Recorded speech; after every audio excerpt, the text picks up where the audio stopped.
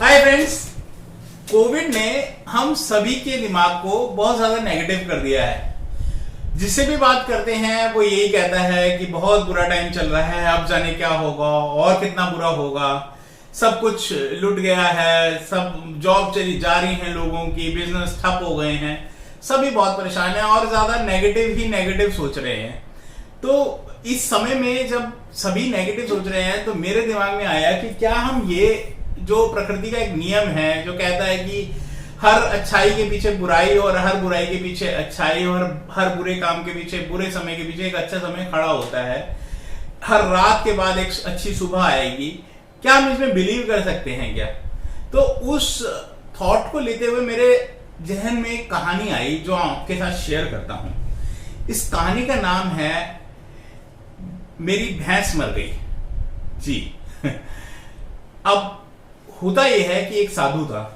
वो साधु जो था वो बहुत ही ज्यादा घूमने फिरने वाला आदमी था, क्योंकि साधु का यही इनका प्रकृति होती है कि वो एक जगह पे नहीं रुकते हैं। तो उसके साथ एक उसका शिष्य भी था।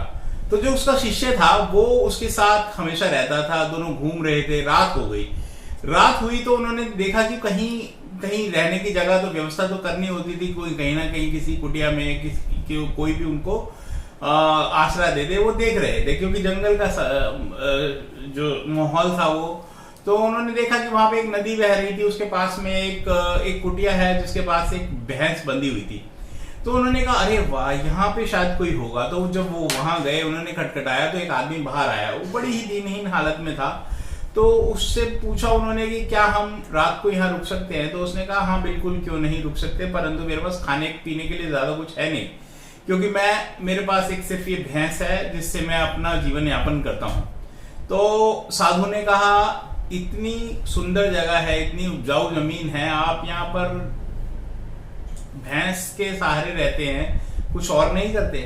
तो उसने कहा नहीं, मैं सिर्फ इसी भैंस के सहारे रहता हूँ, ये मेरे को मेरे पिताजी ने दी थी और तब से मैं इसी के सहारे जी रहा हूँ और मेरा परिवार भी उसी के सहारे रहता। उसकी पत्नी थी, उसके 2 बच्चे थे। तो उसने साधु जी को वेलकम किया। साधु जी उसके घर गए, उन्होंने खाना वाना खाया।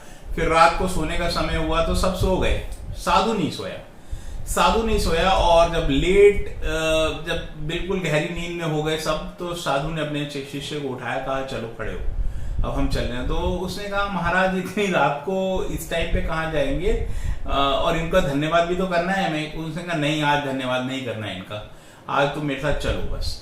तो वो निकले और उन्होंने कहा इसकी भैंस ले चलो।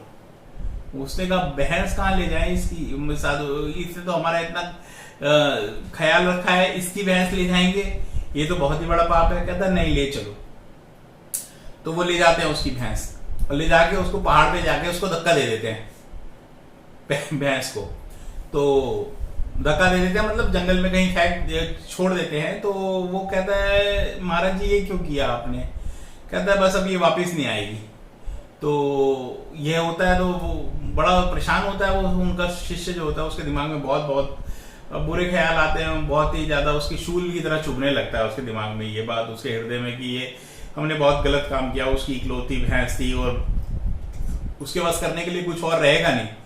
परंतु साधु ने कहा इसका मैं कुछ समय बाद बताऊंगा आपको क्यों मैंने ऐसे करा।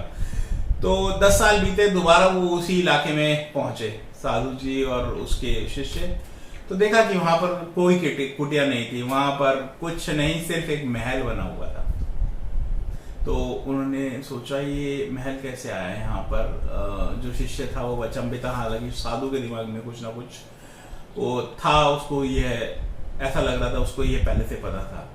तो शिष्य ने कहा महाराज चलिए जरा पता करते हैं ये यहाँ पे वो मनुष्य कहाँ चला गया और उसका ये उसका कुटिया कहाँ गई, ये सब शायद वो बिखर गया, किसी और आदमी ने ये जगह ले ली। तो वो अंदर गए तो वहां से एक बहुत ही वैभवशाली, बहुत पैसे वाला आदमी, मोटा सा आदमी, जैसे नॉर्मल तो वो पतला था, जो गरीब आदमी था, एक बहुत मोटा आदमी आया। और मोटा आदमी आके कहता है अरे महाराज जी आप वही है ना जो 10 साल पहले आए थे? तो वो पहचान जाता है उनको, पर वो नहीं पहचान में आता क्योंकि उसने इतना कुछ पहना होता है, सोने के आभूषण और बहुत बढ़िया ड्रेस, वो बिल्कुल पहचान में नहीं आ रहा था। तो वो कहता है ये कायाकल्प कैसे हो गया।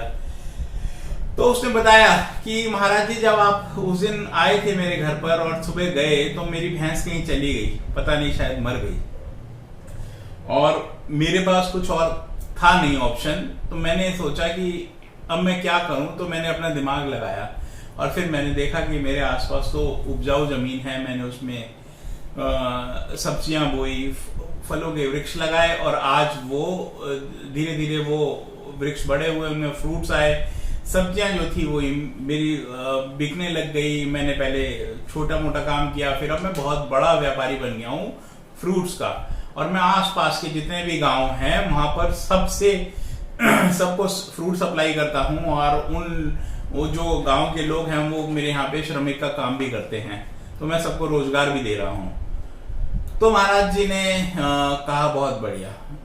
चेले ने महाराज जी को देखा, तो महाराज जी ने कहा देखा तुम्हें याद होगा जब हमने भैंस उसकी जंगल में छोड़ दी थी, तो तुमने मेरे से क्वेश्चन किया था कि मैं ऐसा क्यों कर रहा हूं। उसका कारण ये था कि हम सभी कहीं ना कहीं किसी भैंस के सहारे होते हैं, चाहे वो उसे नौकरी कहें, चाहे कोई व्यापार कहें, जो भी हमारा एक चलता फिरता रोजगार होता है, हम उसे अपनी भैंस मानते हैं और उसी पे डिपेंडेंट हो जाते हैं, और हम बड़ा नहीं सोचते हैं। इस महामारी के समय में एक तरह से अगर आप इसे पॉजिटिव लें तो इसने हमें समय दिया है और सोचने पर मजबूर किया है कि हम क्या करें ऐसा जो इस महामारी के बाद हम अपना जीवन है वो और ज्यादा बेहतर बना पाए। अब जितने लोग हैं उनकी नौकरियां चल गई हैं, वो कुछ ना कुछ छोटा मोटा व्यापार शुरू कर रहे हैं। कई सालों से लोग सोचते हैं कि मैं कुछ व्यापार करूं, कुछ बड़ा करूं, परंतु क्यों नहीं कर पाते? क्योंकि उनकी नौकरियां चल रही होती हैं, उनकी नौकरियां चल रही होती हैं और वो नौकरियों को छोड़ नहीं पाते। वो उनकी भैंस होती है, वो कभी नहीं छोड़ पाते।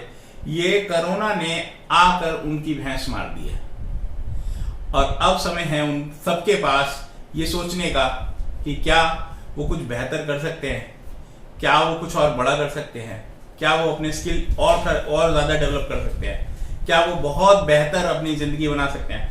मेरा मानना है ये बहुत अच्छा टाइम आया है कि हम अपने जीवन में एक बहुत बड़ा घुमाव दे सकते हैं और कुछ बड़ा सोच सकते हैं, कुछ बड़ा कर सकते हैं। ये सोच अगर हर कोई इंसान रख ले अपने दिमाग में, तो कम से कम वो कोरोना में नेगेटिव तो नहीं होगा, क्योंकि नेगेटिव होने से कुछ नहीं मिलने वाला है। वो सिर्फ डिप्रेशन लाएगा, लाइफ बहुत खराब हो जाएगी। बेहतर है कुछ पॉजिटिव सोचें, कुछ अच्छा सोचें, कुछ बड़ा सोचें। यही शुभकामना है। धन्यवाद। Thank you.